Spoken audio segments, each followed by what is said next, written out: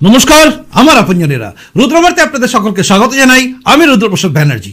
কালীগঞ্জ উপনির্বাচন, পশ্চিমবঙ্গের বুকে একটা উপনির্বাচন হয়ে গেল এবং সেই উপনির্বাচনের ফলাফল দেখে উচ্ছ্বসিত শুভেন্দু অধিকারী। ফলাফল এমনই হয়েছে যেখানে দেখে উচ্ছ্বাস কিন্তু বিজেপি সমর্থকদের মধ্যে আসবে এবং আসবে আপনার আমার মতো সাধারণ মানুষের মনে। ভাবছেন হঠাৎ করে কি হলো? কারণ বড় বড় ইলেকট্রনিক্স মিডিয়া তো বলছে যে বিজেপি এখানে সেকেন্ড পজিশনে আছে।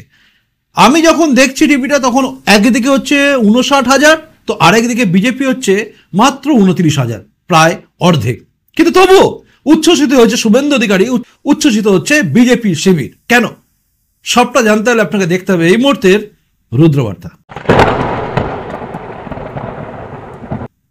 প্রথমেই বলি আপনারা সবাই জানেন যে কালীগঞ্জ উপনির্বাচনে কি হচ্ছে। এমনি উপনির্বাচন ঘিরে আমাদের প্রত্যেকের ধারণা থাকে যে উপনির্বাচন মানেই সরকারের দিকে যাবে। আর কালীগঞ্জ উপনির্বাচন আমরা ধরেই রেখেছিলাম যে তৃণমূল জিতবে, স্বভাবতই তৃণমূল জিতছে। ভোটের ফলাফল কত হচ্ছে না হচ্ছে সে তো 4টের সময় জানা যাবে, অর্থাৎ বিকেল 4টের। কিন্তু তার আগে আমি প্রতিবেদন করতে বসেছি, তার কারণ হচ্ছে শুভেন্দু অধিকারী উচ্ছ্বাস। শুভেন্দু অধিকারী যে ইঙ্গিত দিয়েছেন এবং যে কথা বলেছেন সেটা যে কোনো ভোট সচেতন মানুষ যারা হিসাব নিকাশ করতে জানেন, মানে ভোটের যে হিসাব নিকাশ করতে জানেন, তারা প্রত্যেকে কিন্তু উচ্ছ্বসিত হবেন। কারণ বাংলার একটা ট্রেন্ড মনে হয় বিজেপি ধরে নিয়েছে, আর সেটাই কিন্তু আগামী দিনে 2026-এ ধাক্কা দিতে চলেছে তৃণমূল কংগ্রেসকে। কেন এসব কথা বলছি জানেন? তার কারণ হচ্ছে আজকে শুভেন্দু অধিকারী যখন আজকে 23শে জুন মানে আত্মবলিদান দিবস, ডক্টর শ্যামাপ্রসাদ মুখার্জি মানে ভারত কেশরী ডক্টর শ্যামাপ্রসাদ মুখার্জির আজকে সেই দিন যেদিনকে তিনি আত্মবলিদান দিয়েছিলেন দেশের জন্য, সেটা যখন চারিদিকে পালন করা হচ্ছে, সেই মুহূর্তে শুভেন্দু অধিকারী পালন করার পর বেরিয়ে এসে প্রেসের মুখোমুখি যে কথাগুলো বলেছেন সেটা কিন্তু তাৎপর্যপূর্ণ এবং এর মধ্যেই লুকিয়ে আছে ভবিষ্যতে বিজেপির কি ফলাফল হবে তার ইঙ্গিত। কেন বলছি? ধৈর্য ধরে শুনুন শুভেন্দু অধিকারী কি বলেছেন, তারপরে বিস্তারিতভাবে আমি আলোচনা করে বুঝিয়ে দিচ্ছি কেন এটা শুভেন্দু অধিকারীর কাছে উচ্ছ্বাসের কারণ। শুনুন।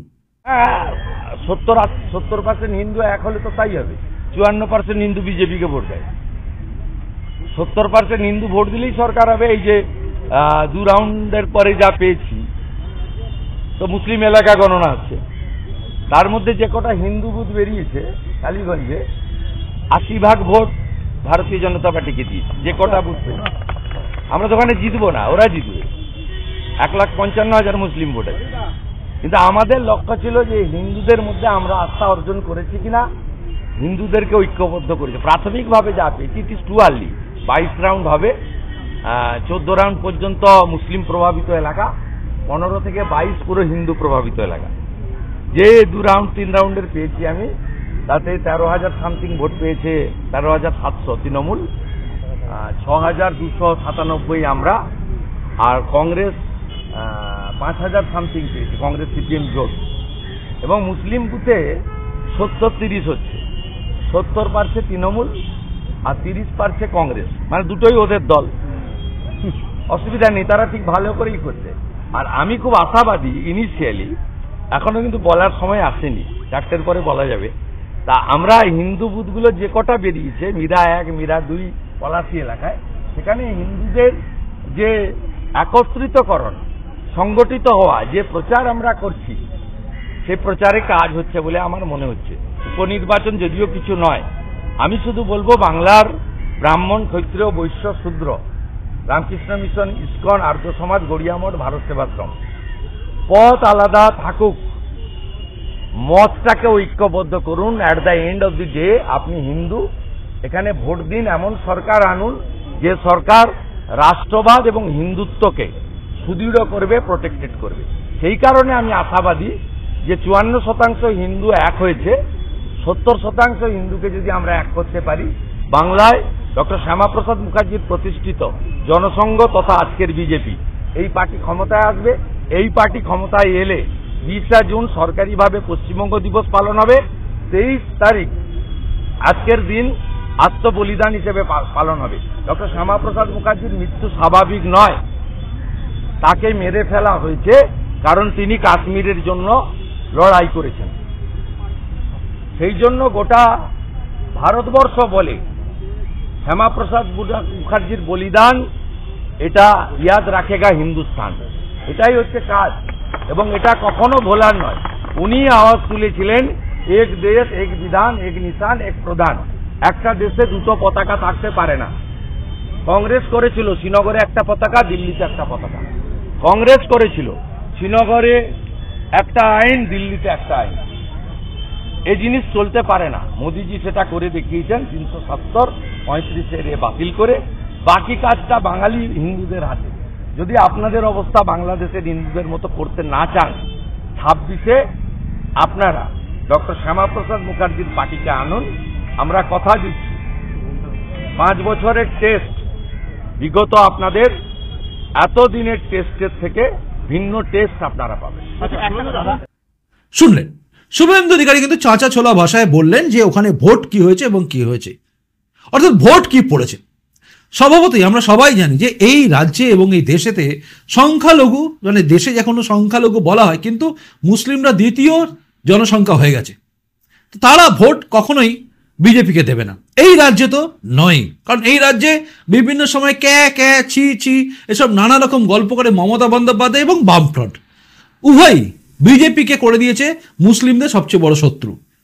যদিও বিজেপি শাসিত যে সমস্ত রাজ্য আছে সেখানে কিন্তু মুসলিমরা বহাল তবিয়তে আছে। যে গুজরাটকে নিয়ে সবচেয়ে বেশি চেঁচামেচি করা হয়, কারণ গোধরা কাণ্ডের পরবর্তী গুজরাটে যে দাঙ্গা হয়েছিল সেটা নিয়ে সবচেয়ে বেশি আলোচনা করা হয়, সেই গুজরাটে কিন্তু মুসলিমরা বহাল তবিয়তে আছেন। উত্তরপ্রদেশকে নিয়ে এত কথা বলে, উত্তরপ্রদেশও কিন্তু মুসলিম জনসংখ্যা আমাদের রাজ্যের চেয়ে বেশি, কিন্তু তারা নিশ্চিন্তে আছে। মুম্বাই দেখুন একই অবস্থা, সর্বত্র রয়েছে, সর্বত্র বিজেপি সরকার থাকলেও সেখানে মুসলিমরা কিন্তু বহাল তবিয়তে আছে। কিন্তু এই রাজ্যে মুসলিমদের বোঝানো হয় উল্টো, তার ফল উল্টোটাই হচ্ছে। এবং দেশ জুড়ে যে লাগাতার প্রচার থাকে তাতে বিজেপিকে মুসলিমরা ভোট দিচ্ছে না। কিছু কিছু মানুষ দেয়, যেমন বাকিবুর রহমানের মতো মানুষ যারা বিজেপি হয়ে করতে এসেছিল তাদেরকে গলায় দড়ি দিয়ে ঝুলতে দেখতে পাওয়া যায়, হাত বাঁধা। আত্মহত্যা কি আত্মহত্যা নয়, খুন, এসব নিয়ে পরে আলোচনা করা যাবে, কিন্তু তারা হারিয়ে যায়। তাই বিজেপিকে ভোট দেয় না মুসলিমরা, কারণ ভুল বোঝানো হয়। বাদ দিন, কিন্তু হিন্দুদের ভোট, যাদেরকে নিয়ে শুভেন্দু অধিকারী বলেছেন এবং যাদের কথা শুভেন্দু অধিকারী বারবার বলছেন, যে এই রাজ্যের হিন্দুরা যারা আছি আমরা যদি দলবদ্ধভাবে বিজেপিকে ভোট দিই তাহলেই কিন্তু পরিবর্তন হবে। ঠিক বলেছেন, 70% হিন্দু যদি ভোট দিয়ে দেয় তাহলেই পাশা বদলে যাবে। অর্থাৎ শুধুমাত্র মুসলিমদের উপরে নির্ভর করে চলতে হবে, এই জায়গায় কিন্তু বিজেপি আজ আর নেই। আর এটাই হওয়া স্বাভাবিক, কারণ তুমি আমাকে দেখবে না, আমি তোমাকে দেখবো, এই যেন ওয়ান সাইড লাভ। মানে আমি ভালোবাসি সিনেমার নায়িকাকে, কিন্তু সিনেমার নায়িকা আমাকে চেনেই না আমি কে। এই ভালোবাসার কোনো দরকার নেই। তাই বিজেপি সঠিক রাস্তায় আছে এবং এই রাস্তাতেই বিজেপিকে এগোতে হবে। কারণ যতই তিনি বলুক বা বিজেপি যতই বলুক আমরা ধর্মনিরপেক্ষতা অরিজিনালি দেখাই, বিশ্বাস করার জায়গায় কেউ নেই। কারণ আপনি যতই চেষ্টা করুন, যতই বোঝানোর চেষ্টা করুন, কেউ যদি ভাবে আমি জেগে ঘুমোচ্ছি, আমি উঠবো না, আপনার ডাকার ক্ষমতা নেই। কারণ সে তো জেগে আছে, সে জানে, কিন্তু তবুও সে বিশ্বাস করবে না। আর বিশ্বাস না করার দায়িত্ব বা বিশ্বাস করানোর দায়িত্ব এগুলো ভারতীয় জনতা পার্টি বা বিজেপি বা অন্য কেউ নিয়েছে বলে আমার মনে হয় না। তাই যে যার বিশ্বাস নিয়ে চলুক, মানে বিজেপিকে দেবো না, কিন্তু বাকি পড়ে থাকে হিন্দু সনাতনীরা, যারা আজকে আক্রান্ত হচ্ছে বিভিন্ন প্রান্তে। একদম দেখুন, অধুনা আমরা শুনেছি বাংলাদেশ থেকে মানুষ পালিয়ে আসে, মানে হিন্দুরা পালিয়ে আসছে। আমরা দেখলাম কিন্তু পশ্চিমবঙ্গের বুকে মুর্শিদাবাদ থেকে পালিয়ে গেল মানুষ মালদাতে, হিন্দুরা।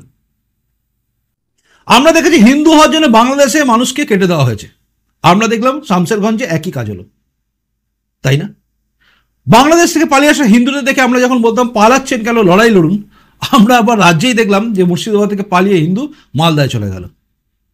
তখন ফিরহাদ হাকিম বলছেন এক রাজ্য থেকে এক জেলা থেকে আরেক জেলায় গেছেন, মানে এটা তার কাছে কোনো ব্যাপার নয়। কিন্তু পালানোটা যে সবচেয়ে বড় ব্যাপার সেটা তিনি ভুলে গেছেন। একদিন যদি এই সরকার চলে যায়, ক্ষমতা সবার চলে যায়, তারপর যদি ফিরহাদ হাকিমের বাড়ি থেকে ফিরহাদ হাকিমকে অন্য জায়গায় যেতে হয় শুধুমাত্র আশেপাশের লোকের সন্ত্রাসের জন্য, তখন ফিরহাদ হাকিম বুঝবেন যে একটা বাড়ি থেকে, নিজের বাড়ি থেকে অন্য বাড়িতে যখন চলে যেতে হয় সন্ত্রাসের ভয়, তখন কতটা জ্বালা লাগে।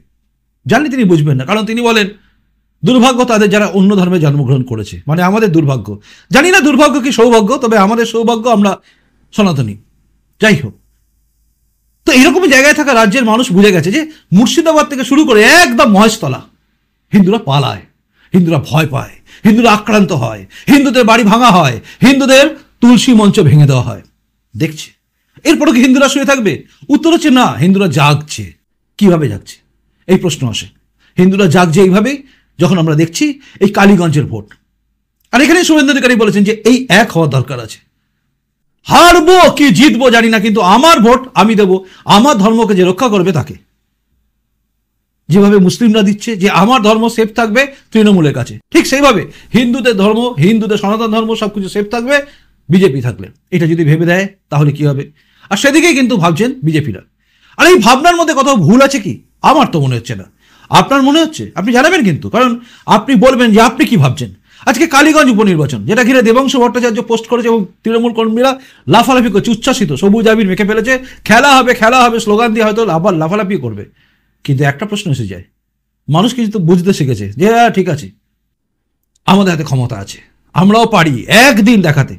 আর সে একদিন দেখানোর অপেক্ষা সবাই রয়েছে। যেখানে যেখানে সংখ্যালঘু মানে মুসলিম ভোটটাই ফ্যাক্টর নয়, সেখানে কিন্তু হিন্দুরা যদি একত্রিত হয়ে যায় পাল্টে যাবে এই সরকার। আর সর্বত্র এই জায়গায় নেই যে সব জায়গায় হেরে যাবে বিজেপি।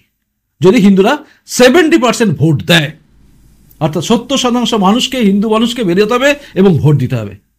আপনি কি ভাবছেন? আপনি ভোটের দিন বেরোবেন নাকি ঘরের মধ্যে বসে থাকবেন? আপনি কি দলাদলিতে বিশ্বাস করবেন? আপনি কি ব্রাহ্মণ, ক্ষত্রিয়, বৈশ্য, শূদ্র এর মধ্যে থাকবেন?